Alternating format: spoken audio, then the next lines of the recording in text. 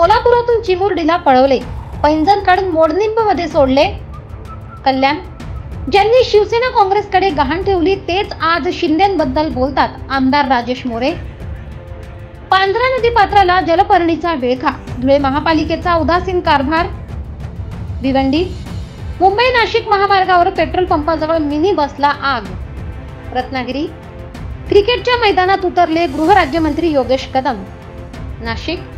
पिंपळगाव बसवंत येथे पावसाने द्राक्ष बागेत पाणीच पाणी. जालना. जरांगे मुंबईला मोर्चा काढू शकत नाही, गुणरत्न सदावर्ते. अहिल्यानगर. बळ पठारावर 10 घरे पावसाने कोसळली. जालना.